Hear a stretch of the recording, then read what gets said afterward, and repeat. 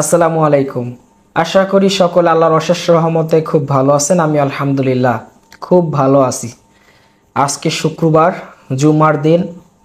আল্লাহর কাছে আমরা হাত তুলে প্রার্থনা করি যে শেয়ার মার্কেট খুব দ্রুত ভালো হয়ে যায়, কারণ আমরা দীর্ঘদিন পর্যন্ত একটা অপেক্ষার মধ্যে আছি যে মার্কেট কবে ভালো হবে, কবে সে মার্কেটে 10টার ফুল ফুটবে এবং সেই ফুল মজবে না, সেই চিন্তায় আমাদের ব্যাকুলতা।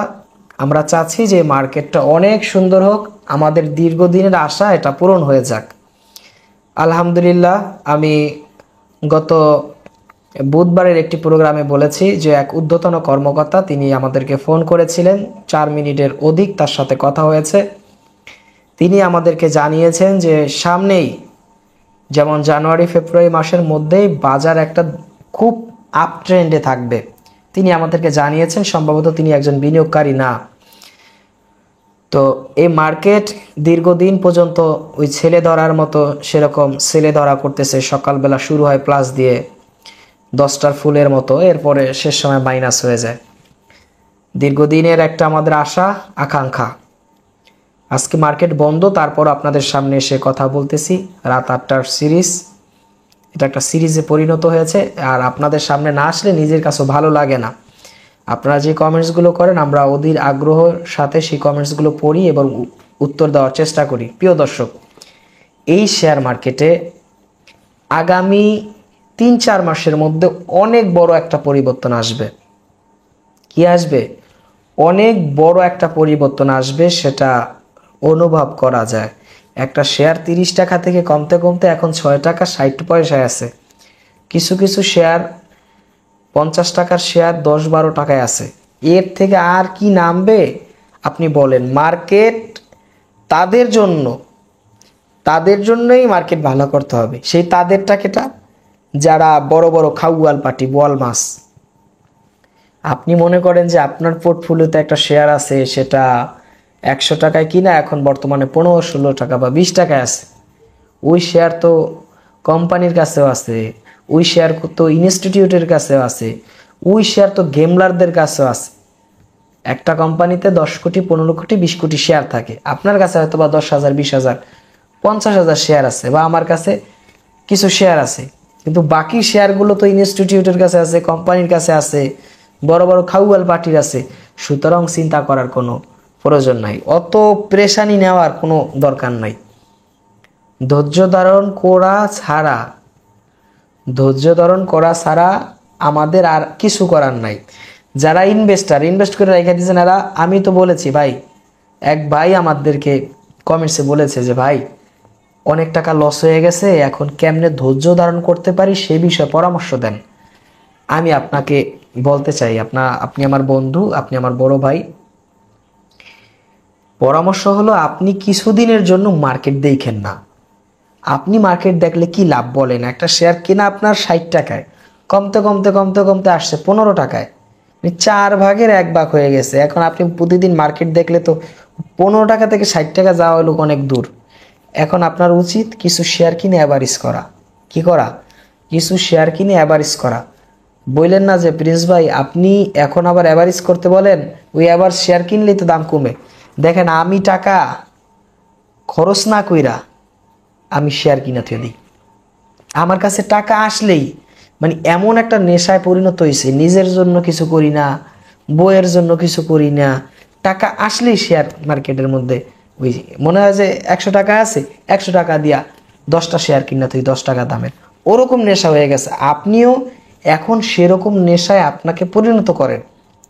যেই দামে এখন শেয়ারগুলো আছে, এই দামে শেয়ার থাকবে না ভাই, এই দামে শেয়ার থাকবে না। এখন এই উত্তম সময় শেয়ার ক্রয় করার।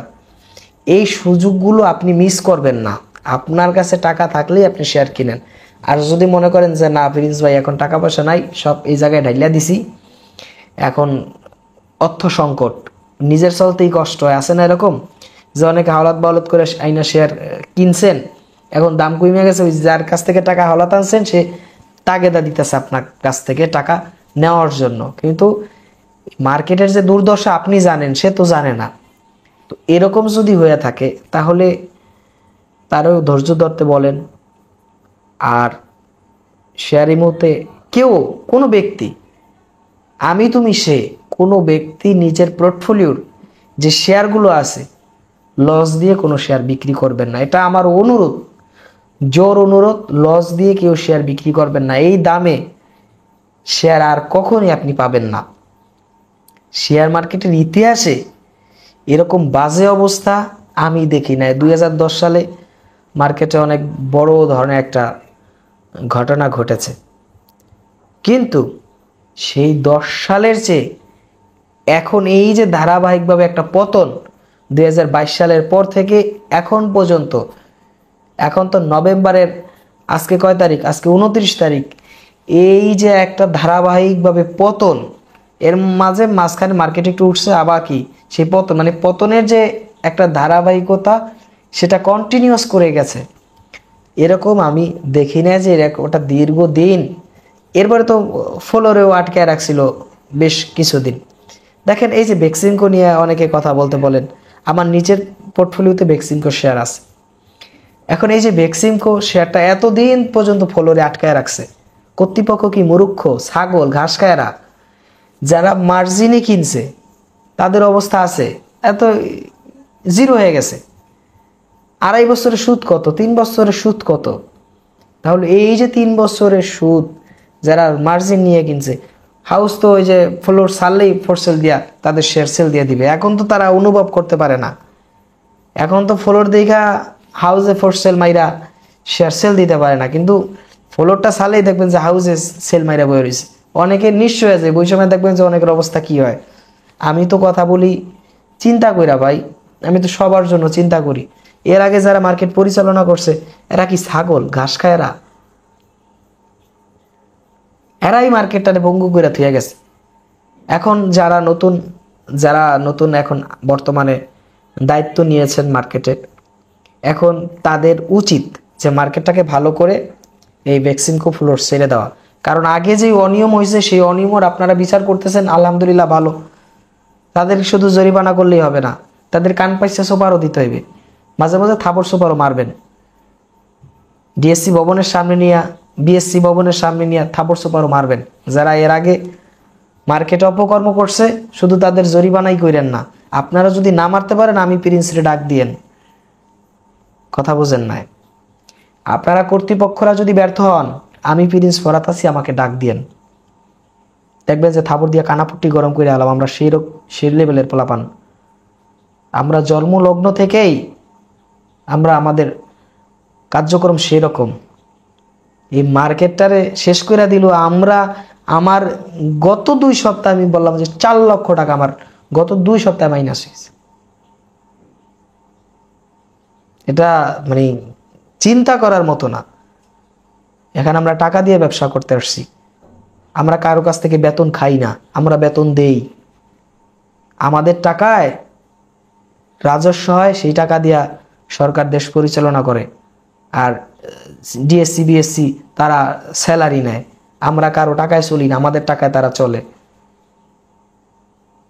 দীর্ঘদিন পর্যন্ত মার্কেটে অনিয়ম। আপনারা শুধু তাদেরকে জরিমানা করলেই হবে না।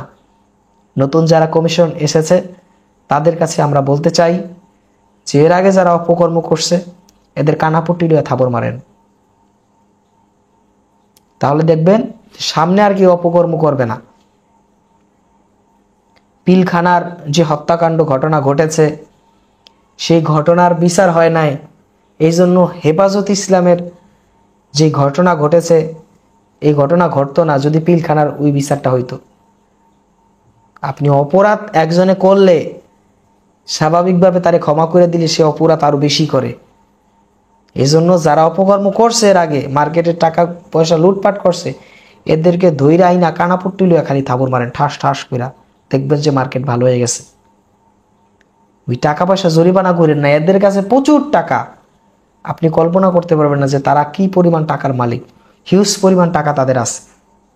সকলে ভালো থাকবেন, সুস্থ থাকবেন। মার্কেট নিয়ে কথা বলতে গেলেই মেজাজ গরম হয়ে যায়। কি কারণে হয় আমি জানি না। অন্য প্রোগ্রাম আমাদের অন্য সিরিজগুলো চলে, কোনো সমস্যা হয় না, কিন্তু এই শেয়ার মার্কেটে ওই যে আমার লস, ওই যে আমার পোর্টফোলিওতে এতগুলা টাকা মাইনাস, এগুলা ওই যখনই কথা বলতে চাই তখনই চিন্তা হয় যে আমার পোর্টফোলিওতে এতগুলো টাকা মাইনাস। ওই চিন্তা মাথায় আসলে আর ব্রেন ঠিক থাকে না, আমরা অসুস্থ হয়ে যাই। এই যে কথা বলতেছি আমি কি সুস্থ? আমার এ দেখলে সুস্থ মনে হয়? আমরা তো পাগল। বিনিয়োগকারীরা এখনো গেছি সব পাগল হয়ে, এদের ব্রেনে কাম করে না, এদের ঘুম নাই খাওয়া নাই, ওই মাথায় একটাই শেয়ার কিনছে 48 টাকায়, বর্তমানে চলে 16 টাকা 90 পয়সা।